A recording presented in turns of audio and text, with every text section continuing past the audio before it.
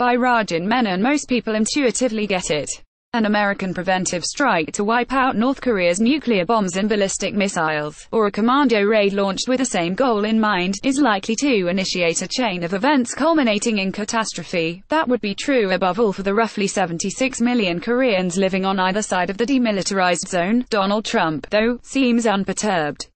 His recent contribution to defusing the crisis there, boasting that his nuclear button is bigger and more powerful than that of North Korean leader Kim Jong-un. The president's high school locker room braggadocio provided rich material for comedians and maybe for shrinks. Meanwhile, there remains the continuing danger of a war in the Koreas, whether premeditated or triggered accidentally by a ship seized, an aircraft downed, a signal misread. You get the picture. No serious person could dismiss this scenario, but even the experts who track the evidence closely for a living differ on just how probable it is. In part, that's because, like everyone else, they must reckon with a colossal wildcard, and I'm not talking about Kim Jong-un. The pessimists on one side are those who warn that President Trump isn't blowing smoke when he talks, or tweets, about destroying North Korea's nuclear warheads and missiles, the infrastructure supporting them, and possibly even the whole country. By now, it's common knowledge that his national security officials, civilian and military, the distinction having blurred in the Trump era, have been crafting plans to strike before the country's nuclear arsenal becomes fully operational. No one who listened to PBS NewsHour's Judy Woodruff interviewing National Security Advisor Lieutenant General H.R. McMaster just after the Trump administration released its national security strategy in December could simply dismiss the warnings as those of so many Cassandras. McMaster dutifully summarized that document, which included a pledge to respond with overwhelming force to North Korean aggression and improve options to compel denuclearization. When Woodruff then asked whether he believed war was becoming more likely by the day, he agreed, adding that the president has asked us to continue to refine a military option, should we need to use it. Others who should be in the know have offered even scarier prognoses. During an interview with ABC News on the last day of 2017, former chairman of the Joint Chiefs of Staff Admiral Mike Mullen claimed that, while McMaster and Defense Secretary James Mattis had stayed Trump's hand so far, their ability to continue to restrain such a disruptive and unpredictable president was diminishing. We're actually closer to nuclear war with North Korea and in that region, he concluded, than we've ever been.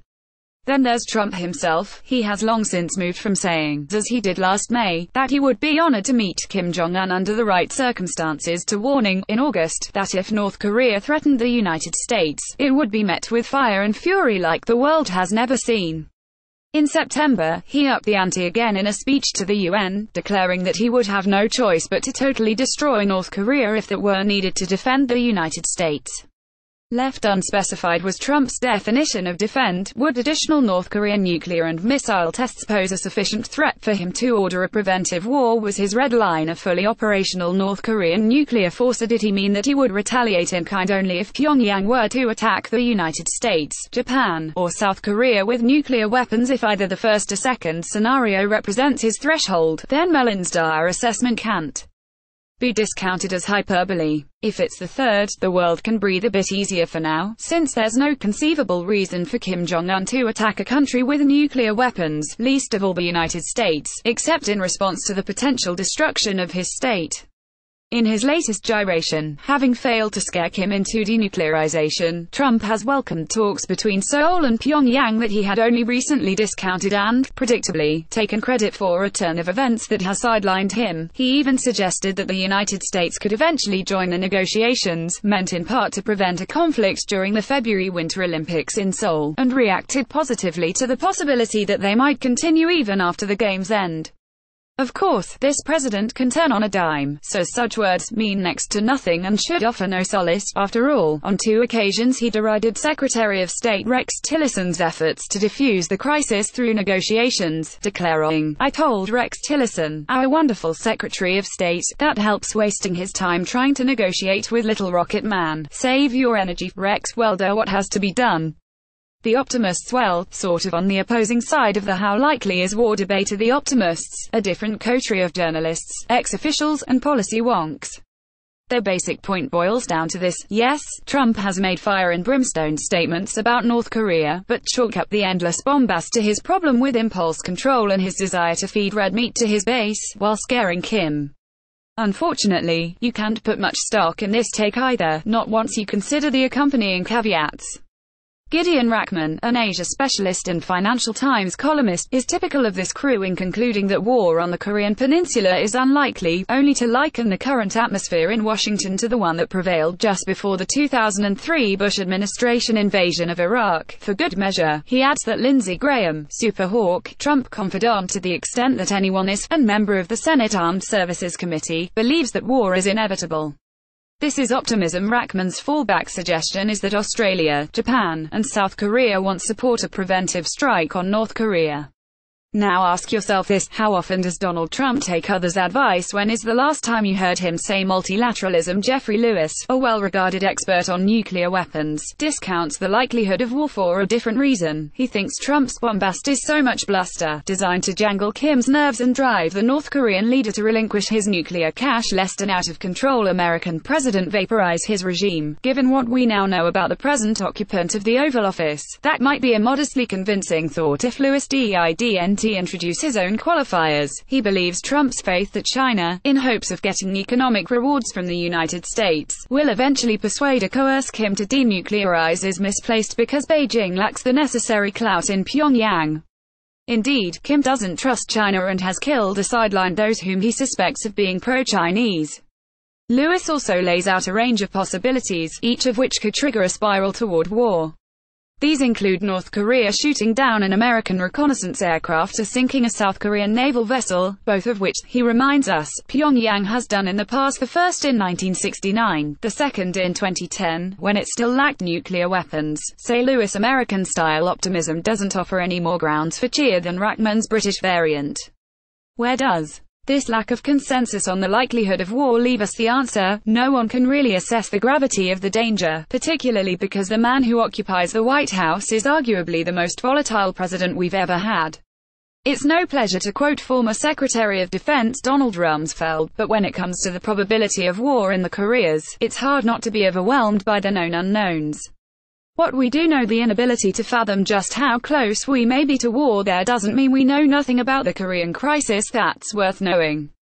We know that North Korea has long been committed to building nuclear weapons and produced small quantities 6 to 13 kilograms of weapons-grade plutonium as early as 1992. We know that North Korea withdrew from the Nuclear Non-Proliferation Treaty, which it joined in 1985 and 2003, that it detonated its first nuclear weapon in 2006 during the rule of Kim Jong-il, the father of North Korea's current leader, and that it has conducted 5 other tests since then in 2009, 2013, 2016 twice, and 2017, 4 of them after Kim Jong-un took power in December 2011. We know that North Korea has been no less dogged in building and testing ballistic missiles, beginning in 1984, and that the HWASONG-15 test fired last November with an apogee of 2,800 miles and an estimated range of 8,100 miles, has the capacity to strike the continental United States. And Pyongyang has gone beyond liquid-fueled missiles that require prolonged, telltale preparations to launch, testing solid-fueled variants, which can be fired at short notice. We know that Pyongyang is close to producing, or has already produced, a warhead that can be placed atop an intercontinental ballistic missile and survive the heat and stress encountered on re-entering the Earth's atmosphere. In other words, North Korea is without question effectively a nuclear weapon state, which means Kim Jong-un's claim, in his 2018 New Year's Day speech, that he has a nuclear button on his desk may not be an idle boast even if no literal button exists. Finally, we know that American threats and military maneuvers on and around the Korean Peninsula, a series of UN Security Council sanctions since 2006, and behind-the-scenes diplomacy by China and Russia have not induced Pyongyang to change course, even though China, in particular, recently imposed draconian limits on energy exports to that country, which could potentially cripple its struggling economy. The denuclearization fantasy: no one outside of Pyongyang could celebrate a nuclear-armed North Korea, but no one could reasonably be surprised by it either. Nuclear weapons have long served as a symbol of exclusivity for great powers and their regional cohorts. It's no accident that all the Security Council's permanent members are nuclear states, having accorded such weaponry supreme prestige. Who could be shocked that other countries, even relatively small and poor ones, would try to acquire them as well and refuse to be cowed by political or economic pressure? Despite various campaigns for nuclear disarmament, the current nuclear states have not shown the slightest inclination to give them up, so the promise of a nuclear-free world rings hollow and is unlikely to persuade states that really want nukes not to build them. Beyond conferring status, these weapons make attacking a country that has them dangerous indeed, providing a de facto guarantee against regime change. The North Koreans have made this point more than once, citing the fates of Iraq's Saddam Hussein and Libya's Muammar Gaddafi, each of whom gave up his country's nuclear program and then was taken down by the United States. The idea that the leaders in Pyongyang are simply paranoid maniacs or can't possibly believe that they face such a threat from the United States, which already fought one war on the Korean Peninsula, is preposterous. If you were Kim Jong-un, you'd probably build nuclear weapons. The upshot, short of a war, there's no chance of denuclearization. That, in turn, means, were Trump and his generals to launch an attack on North Korea's nuclear arsenal and even a single warhead capable of striking the United States survived, Pyongyang might well use it to retaliate. According to the experts who engage in such grisly estimates, a 15-kiloton nuclear weapon equivalent to Little Boy, the atomic bomb the U.S. dropped on Hiroshima, Japan, on August 6, 1945 that lands somewhere in, say, Los Angeles would kill more than 100,000 people immediately and yet more thereafter. To put this in perspective, bear in mind that the estimates of the yield of the warhead North Korea tested last September run as high as 250 kilotons, and don't forget that, even if it couldn't effectively reach the United States, the North could still target either South Korea or Japan, causing a devastating loss of lives and sending shockwaves through the global economy. And even if Kim couldn't retaliate with nuclear weapons, he could still order the thousands of artillery pieces his military has trained on the South Korean capital, Seoul, to fire. The metropolis and its satellite towns are home to nearly 25.5 million people, half of the country's total population, so the death toll would be enormous, even taking into account the limitations of the North's artillery, and given that some 28,500 American troops and nearly 137,000 American civilians are based in South Korea, many close to the border. Trump's reported remark to Lindsey Graham that, in the event of such a war, people will die over there is not just callous in its disregard for Korean lives, it's ignorant. Even an American commando raid into North Korea could trigger a wider war because the North Korean leadership might reasonably regard it as a prelude to a larger attack. The bottom line, Trump could fulfill his vow never to allow North Korea to become a nuclear-armed power only by resorting to a preventive war, as Pyongyang hasn't been and is unlikely to be moved to disarm by sanctions or other forms of pain. And a preventive war would be calamitous. Stopping the war machine here's a prerequisite for avoiding war in Korea. Stop believing in the North's denuclearization, attractive and desirable as it might be if achieved through diplomacy. It doesn't follow, however, that war can't be avoided. Kim Jong-un and his inner circle are not, in fact, irrational beings immune to deterrence. Their paramount aim is to ensure the survival of the North Korean state. Starting a nuclear war would destroy it. Yes, many people have perished in North Korea, whether due to repression or famine, but deterrence worked in the cases of Soviet dictator Joseph Stalin and China's Mao Zedong, both of whom enacted policies that killed millions. Mao supposedly even boasted that China could survive a nuclear war because of its huge population. Coming to terms with the reality of a nuclear-armed North Korea and trusting in deterrence may not sound like a perfect ending, but under the circumstances it's undoubtedly the best way to avert catastrophe. And that, unquestionably, is the urgent task. There are other ways down the line to make the Korean Peninsula a better place through dialogue between the two Koreas, by drawing the North into the regional economy and reducing troops and weaponry on both sides of the Demilitarized Zone. These shouldn't be ruled out as infeasible. For them to happen, though, South Korea would have to separate itself from Trump's war plans by refusing to allow its sovereign space, land, sea, and air to be used for such a preventive war. The symbolism would be important even if Trump could strike in other ways. Seoul would also have to build on two recent positive developments that emerged from a surprise January 9 meeting between the Koreas. The first is the agreement on Kim Jong-un's proposal initially advanced by the South last June to send a North Korean contingent to the February Winter Olympics in Pyeongchang, South Korea. The second flowed from South Korean President Moon Jae-in's follow-up idea of restoring the hotline between the countries and beginning discussions of how to tamp down tensions on the peninsula. Pyongyang shut down the hotline in February 2016 after South Korea's conservative government closed the Kaesong Joint Industrial Zone located in the north, which then employed more than 50,000 North Koreans.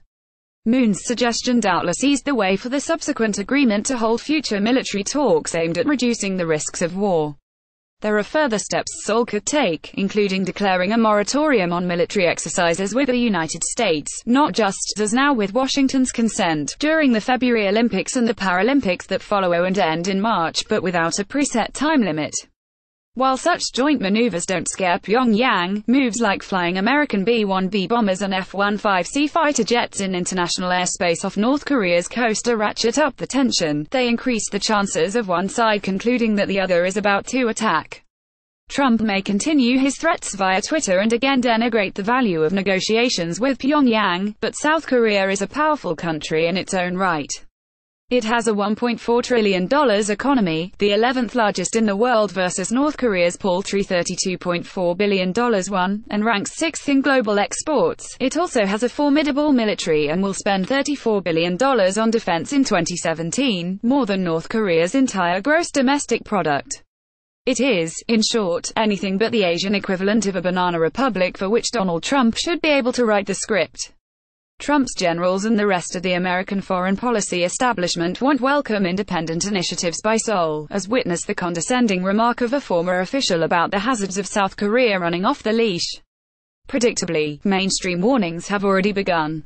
Cunning Kim Jong-un wants to drive a wedge between the United States and South Korea. He's trying to undo the sanctions.